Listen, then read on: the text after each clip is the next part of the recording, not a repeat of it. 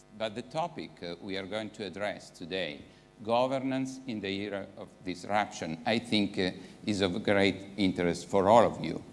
And we are going to talk about this topic with three spectacular panelists that will drive us through different views on the disruption era we are facing and how the governance could apply in this era. Let me just throw you my 4 points that I think are changing the environment we are working on. The first one is the new business models that we are entering, the new competitors. There was recently an announcement from Amazon, JP Morgan, and to create a new company in the healthcare business using new technologies. Now, this was never their core business. They enter into a new sector, and the competitors or the real healthcare companies took a major downsides in their stock option price. So these are the changes affecting our business in every sector, also in the software market. A second area that I think we have been going through also this morning is the introduction of new technologies. Artificial intelligence, digitalization are changing our way to do the business, and they are exposing us to unknown risk or external risk to the organization. The third major area that I think we have to consider is the entire supply chain of our services or products. This morning it was mentioned the Apple situation facing in the providers, in the suppliers, some toxic components, and this has affected for a certain period of time their reputation in the market. So a combination, an ecosystem more open where we are all moving, it will have an impact on our activities. And taking care of suppliers, the sustainability of the entire sales cycle of the supply chain is a critical aspect to be considered. Moreover, also our customers are interacting in the digital era in a different way with our services, IT services and components, and we need to take care of this. Last, but you are all in this topic, and not least, is the continuous changes that we are affected and impacted by the regulations. Many of you have groups expanding in multiple countries, multiple geographies, and the regulations, and we were discussing during lunch, regulations affecting Europe are different from Asia and different from US, and taken into consideration altogether is quite complex. Now, I would like to introduce the panelists to talk about these topics. And the first panelist I would like to call here with me on stage is Laura Turner. Laura had a long experience, 20 years working in the United Nations in different organizations and applying and delivering different roles in many countries. So an experience also worldwide, touching from emerging markets to US, to finally being now acting as chief head of the enterprise risk management in the World Food Program. So please, Laura, join me on the stage. Round of applause. Thank you for coming here. Thank you. Second panelist today, a completely different perspective that I think will take care of many of the topics we have been discussing today, is Anna Felländer, co-founder of the AI Sustainability Center. So we are talking about artificial intelligence sustainability applied in the different companies and organizations. Anna is digital economist, affiliated to the Royal Institute of Technology, and most recently has joined as economist at the Swedbank, one of the largest banks in the Nordics. So Anna, please join us on stage. A round of applause. Thank you for coming here to London. And last but not least, Peter Bannister. Peter Bannister was already introduced this morning. He is our GRC Senior Vice President in the GRC program. With his long experience in the financial sector, he spent several years in Fannie Mae driving the GRC program of the organization. He will bring us a different content on how now he is looking at the different customers entering into the journey of the GRC and supporting them in a cultural change they are undertaking. Peter, please join me on the stage. Thank you, Peter. Okay, let's start the panel with the first introduction of your organizations, what you are doing, why eventually you are here talking about the GRC today in front of all of us. Laura, would you like to? Wonderful. Thank you, Marco, for inviting the World Food Program to the summit and also being part of this panel. I appreciate that. Maybe I should introduce my organization first. I'm not sure everybody in the room is entirely familiar. The United Nations World Food Program is charged with ensuring that we make progress towards ending hunger and undernutrition in the world. We're part of the UN system. We are present in 84 countries. In every year, we reach more than 85 million beneficiaries. We provide food, nutritional supplements, and cash to these people so that they can meet their basic food needs. And we also work with host governments to ensure that they have systems and institutions that can break the cycle of hunger and poverty. So that's what I do. And as the chief of the enterprise risk management team in our headquarters in Rome, I'm here today because I wanted to talk about a couple of the emerging challenges that we're facing and how we're dealing with those. So 2020 marks the 75th anniversary of the United Nations, and the World Food Program has been around for more than 50 years. So during that time, we, like many of you here in the room, we're exposed to a number of opportunities, and the biggest one that's faced us recently is technology. It's one of those advances that has completely changed the way that we work and how we reach the people that we serve. So, for example, in countries like South Sudan, we've been working there for a very long time, decades.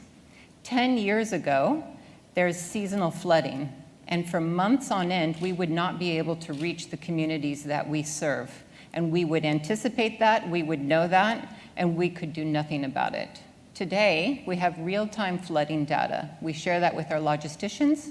We map alternative routes. We plan our cost-efficient methods to reach the people that we need to.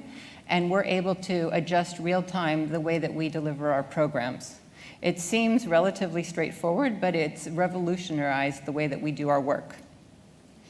We're also able, based on this kind of information, to anticipate the floods and make our programs a little bit more efficient.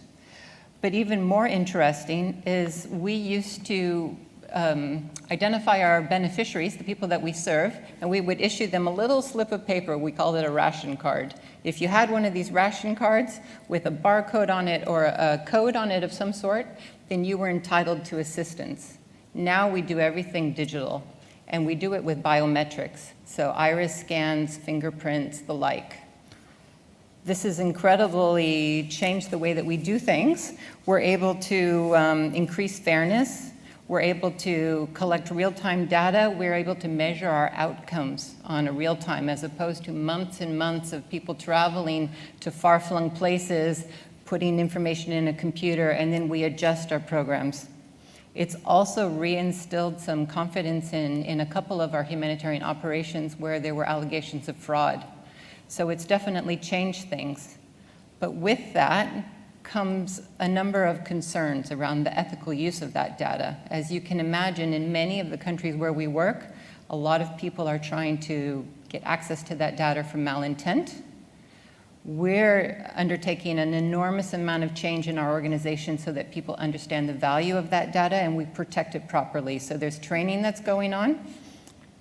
And one of the things that came up in the panel this morning, the panel on integrity, there was this conversation about pay for performance. In the UN system, it's actually a very different dynamic. We receive contributions primarily from host governments, but also from private citizens. And the challenge for us is to make that dollar stretch as far as possible.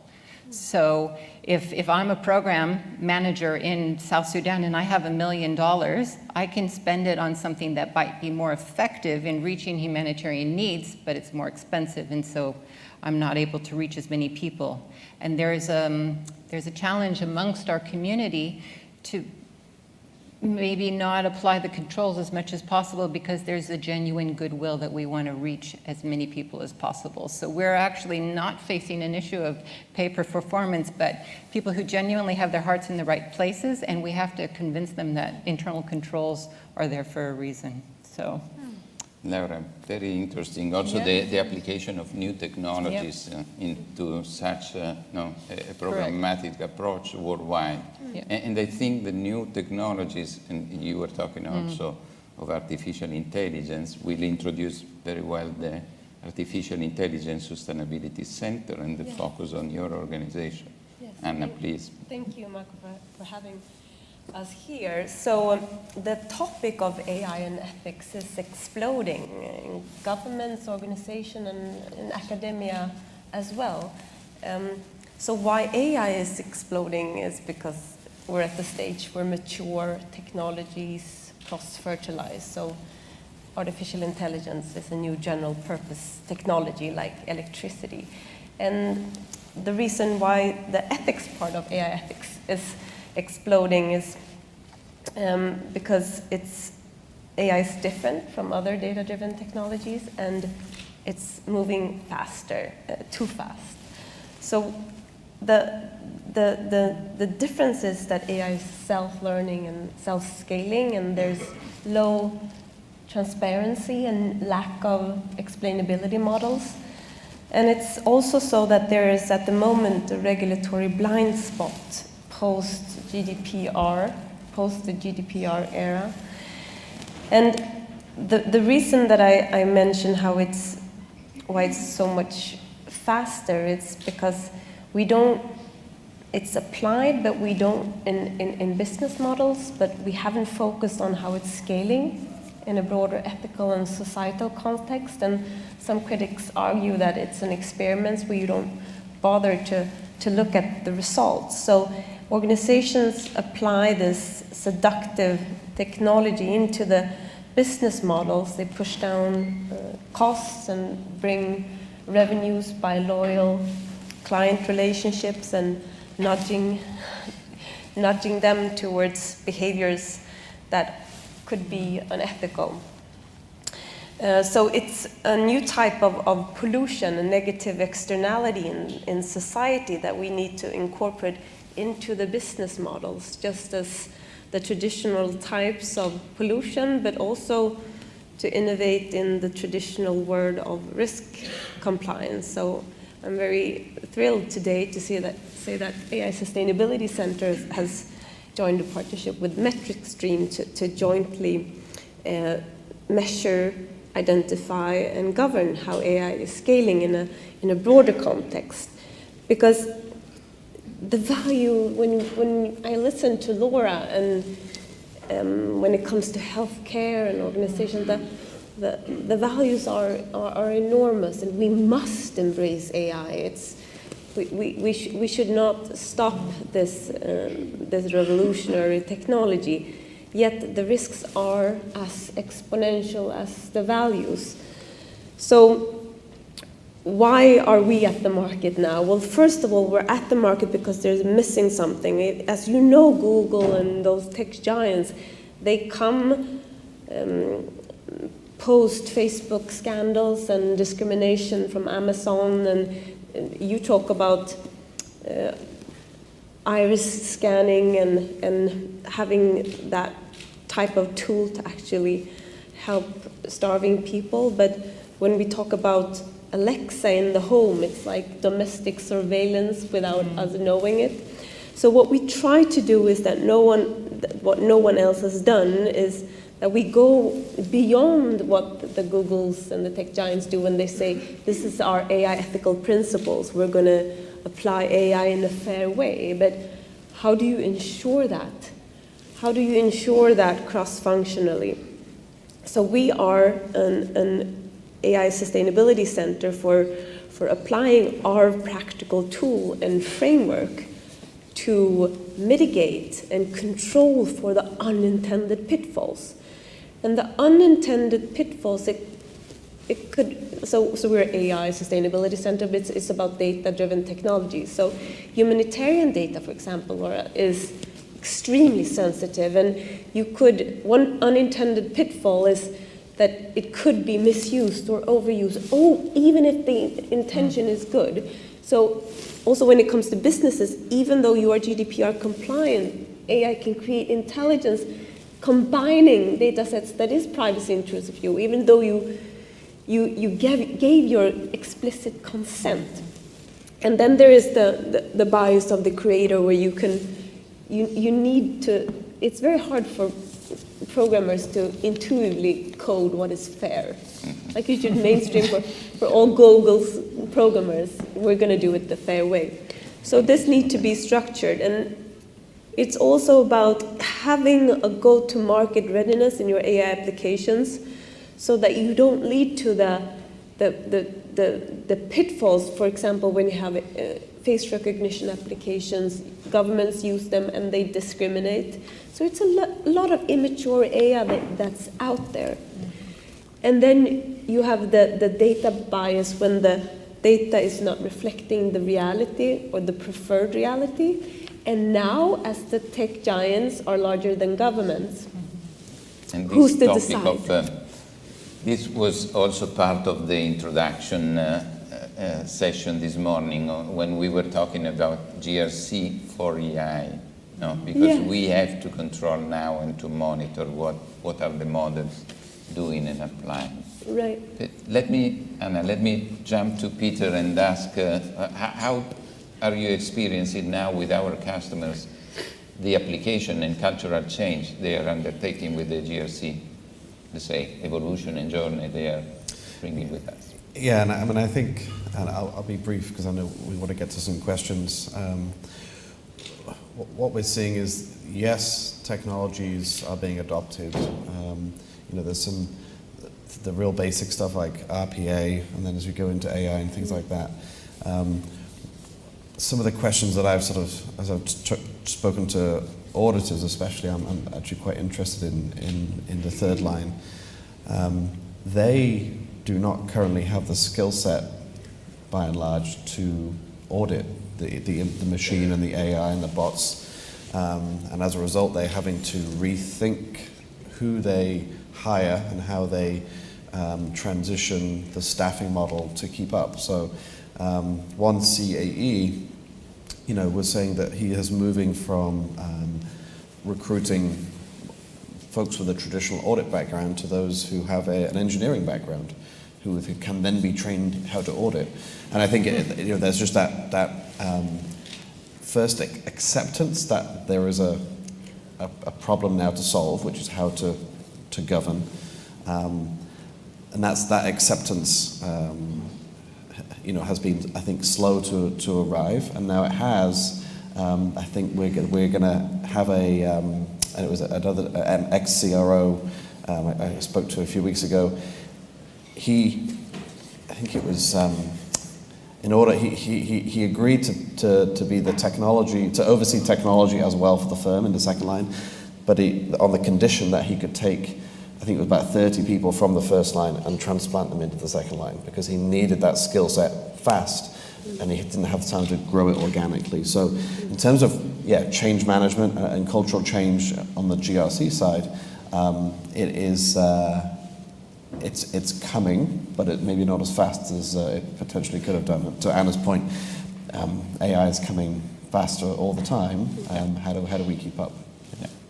And on this, I mean, there are threats, additional exposure, risk, but also opportunities. You know?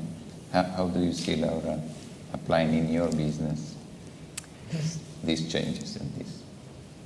Well, first of all, as I'm sure that you've tracked in the news, the humanitarian crises are compounding daily, unfortunately. And that means for WFP, for the World Food Program, the role that we're playing is expanding rapidly. 10 years ago, our budget was $2.5 billion, and today it's over $7 billion. So you can imagine how quickly, as an organization, we're growing, and yet at the same time, our member states, the 36 governments that provide oversight and accountability for us, they're demanding more of us as well, as they should. So in this role of expansion and immediate humanitarian requirements and a real focus on improving our oversight, there's a number of opportunities that have faced us. So one is obviously improving our business model. Like any enormously large bureaucratic public sector organization, there's always room for improvement. And for us, that starts at the very beginning. The UN system as a whole hasn't put a lot of emphasis on just identifying what are our standard risks, what are our reportable incidents, and how do we aggregate that and track that. So it sounds quite simple, but it's revolutionary for us.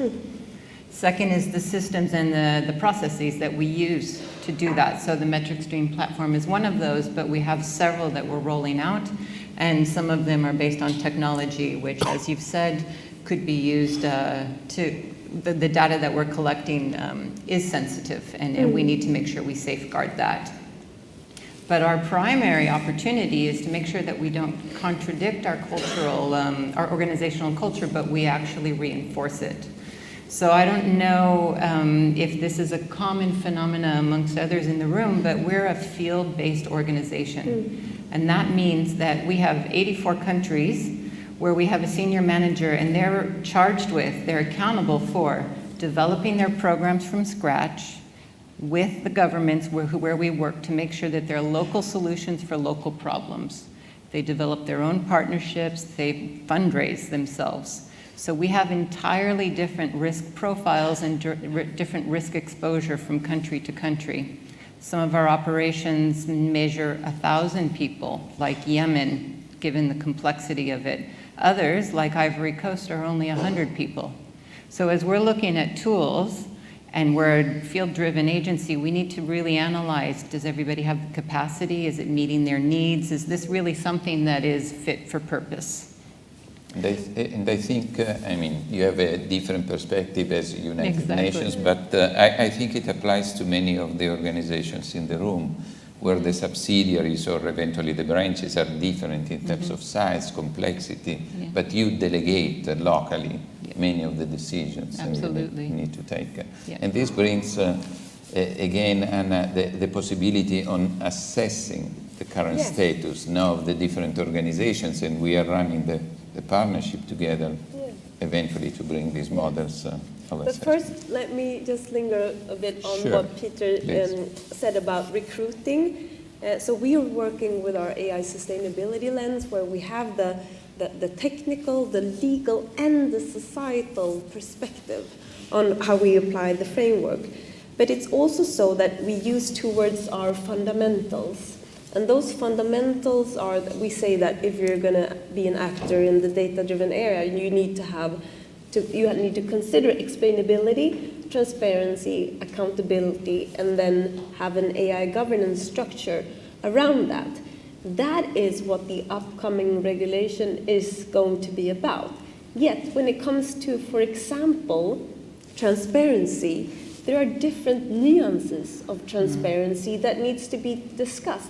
Some of them are contradictory. Some of the transparencies, if you apply them, they are hampering business. And so there's a lot of discussions around these regulations. And also this brings me to that these questions, the ethical questions, and how you trade off between having an accurate model and how explainable it is lies at CEO level. So he or she needs to decide, do we want to be ahead of the regulatory curve, moving towards the fundamentals here, or do we want to do fast business? Also, another trade-off is, say that you are a bank and you have AI application in your marketing of consumer credits. If you are a bank, say that we are sustainable in our approach, what is a sustainable credit amount to push to a certain cohort? Anyhow, now to the opportunities, because the risks are severe and the privacy intrusion and this discrimination caused by falling into pitfalls, it's unrepairable. So what we do is that we do 4 things primarily to our customers, and the offering jointly put on the MetricStream DRC platforms is that we do risk scanning, risk profiling, risk assessment, and governance to, number 1, make sure that your values are kept and sustained in your AI applications and how they are scaled. Number 2, to help you avoid the unintended pitfalls. Number 3, keeping you ahead of the regulatory curve. So there's a lot of things happening in Europe right now, and we sense that the regulation will move faster than we thought. And number 3, that's the most important thing, trust. Trust is the new currency. That's the business model of saying, this is where we trade off, this is how we treat your data. So it's a new type of CSR. It will be in your yearly reports. This is how we treat your data. This is how you can trust us. This is how we explain it. This is what we do, and this is what we don't do. Peter, a last comment before we open to questions for the audience. So, simply this, and it bolts on to what you're saying, Anna, about regulation. So regulation will flow into the boardroom. Maybe it's already there in the form of risk appetite. And as I think about the types of minds and the types of people who will be doing the hardcore coding, creating these algorithms, they are a long, long way from the boardroom. And I've seen examples, of course, we all have, where risk appetite was agreed upon and set by the board, and it was not appropriately filtered down through checks and balances and controls into the everyday associate who's actually doing the work, and thus, either breaches of data may have occurred, and or risk appetites have been exceeded, and the damage that can be done, especially, and somebody mentioned this morning, Andy, I think, the Apple credit card. It staggers me that a firm like that, who obviously didn't do appropriate testing before they rolled that out, if they can get it wrong that big, then I think there's a lesson there that we need to be rigorous. Appetite needs to be flowed down, embedded in the consciousness of the firm, and folks need to have a mechanism to raise their hand if they do think that something in this arena is going to breach an appetite.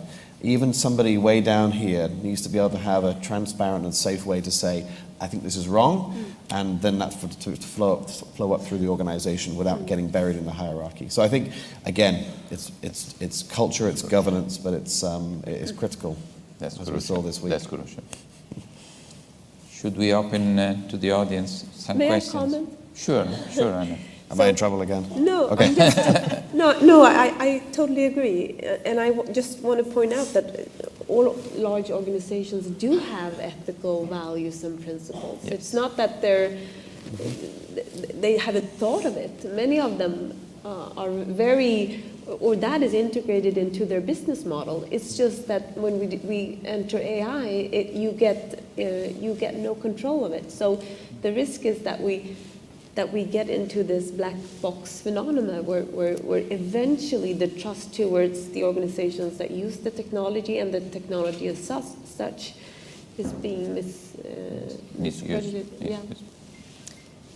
Questions? We have we touch very different topics and from a very different perspective. So I think, any question?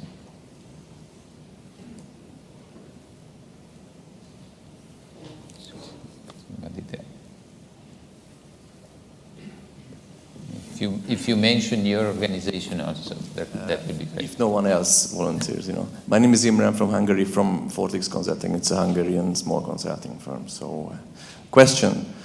I feel a bit like several years back when we were talking about cloud.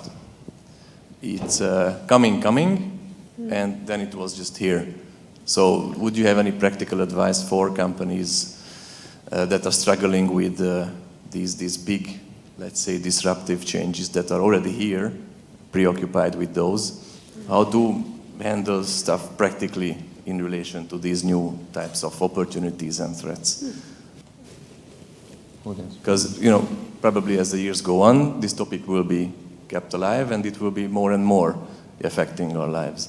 Yeah. So just don't get gradually how to approach it, Who does want to? So, just to start, so every organization who has data as an asset on their balance sheet, I'm not saying you will be in trouble, but you will need to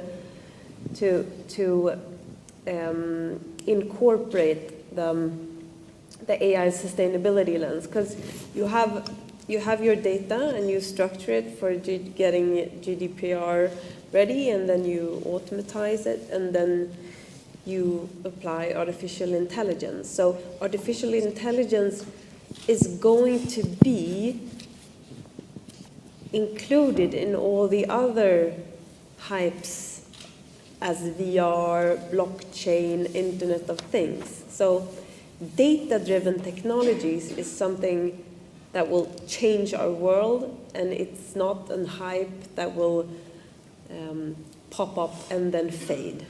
We don't know about VR, how that is going to be implemented in the educational systems, for example. So if you look at it from an economist point of view, I think your challenge here is that you can't measure the values and you can't measure the risks the old way. Because when you look at the values, there are different ways to explain the productivity paradox, saying that we have this tremendous technology, but we don't see it in the statistics. There's no productivity growth.